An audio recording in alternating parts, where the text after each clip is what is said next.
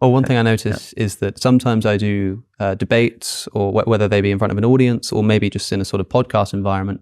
And a lot of the time you share the footage. So you and your opponent will both have access to the footage, and you'll both upload it on your respective channels.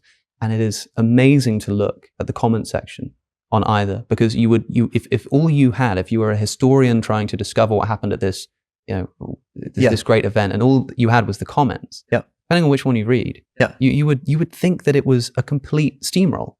And I think that happens not just on these big debates. Yeah. It also now just happens on a Twitter argument. Yeah. And in such a way that sometimes the footage actually only goes out on one of the platforms. So that's all you get to see. Yeah. And I think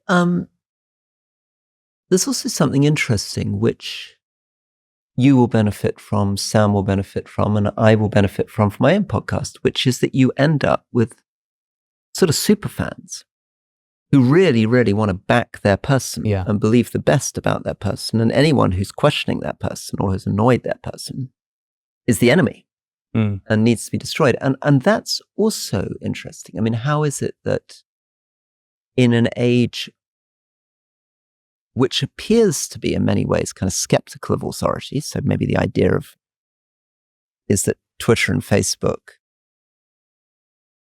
destroyed the old hierarchies and authorities, the television news anchor and the newspaper. How is it at the same time you sometimes see things that feel almost cult-like, where figures begin to develop immense sort of authority and followings and well, people talk about social media as if it's the new public square, and I think maybe that was true and is true in a sense, but because of the way that social media algorithms work, it's less like walking out into a public square and being suddenly in front of all of these voices. It's more like walking into some kind of walled garden that has been designed to keep out people who, it's not necessarily people who disagree with you, but people who you aren't going to engage with. Because, a lot of people pride themselves on, I'm constantly engaging with people I disagree with. I'm constantly watching podcasts I disagree with. But there are different dimensions of disagreement, right? And there are certain kinds of disagreement. You hear it all the time when people say things like, well, no, I'm from the left, but even I think this free speech stuff has gone too far. Right. And it sounds like this great aisle-reaching attempt to bridge a great political divide, but really they probably agree on almost everything else. And it's unclear what the word left even means in that context anymore. I think a lot of that's going on. So people can fool themselves. I mean, some people are just happily in their echo chamber and will admit it.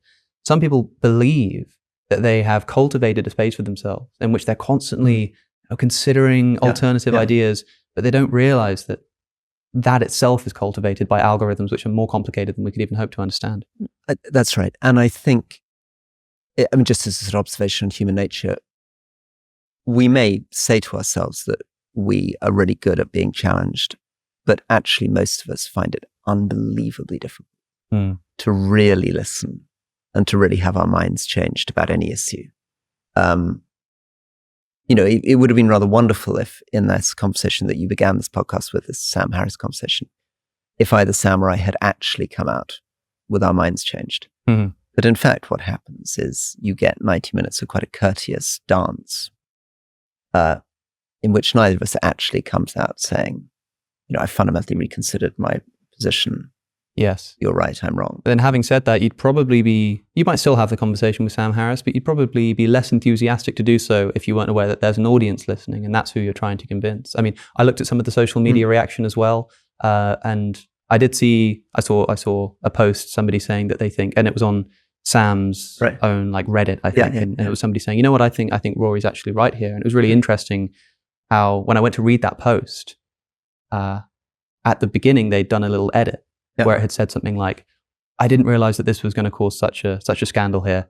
So they'd obviously posted this thing, and then whatever the comment said, I didn't read that far. They felt the need to go back and be like, whoa, everybody, everybody calm down. As if, and it is fascinating, especially because, like you say, there are communities which pride themselves on let's challenge ourselves. Let's put ourselves in front of ideas that we don't like.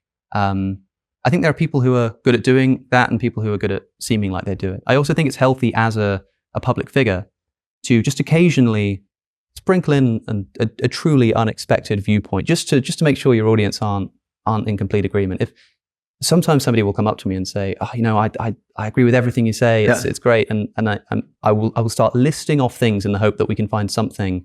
So what would be a common thing that you think somebody might disagree with who generally agrees with 99% of what you say? What would be an example? With me? Yeah. Oh, well, it depends who I'm talking to. So sometimes I'll say, if I'm talking to like my atheist audience, I'll say that I think there are good arguments for the existence of God. Right. I think that they're not all completely, ridiculous. Some of them are actually genuine challenges and don't have good responses. And it's not that, they just obviously fail. It's that we have good arguments in both directions, something like that. Sometimes talking about the non-existence of free will, as I see it, these philosophical points, people are made a little bit uncomfortable with, but there are so many different areas that you can usually find something. The full conversation with Rory Stewart is available via the link on your screen. If you want to get early access to episodes and get them ad-free, then support the channel at patreon.com/AlexOC. If you liked that episode, subscribe. If you didn't, subscribe anyway. See you in the next one.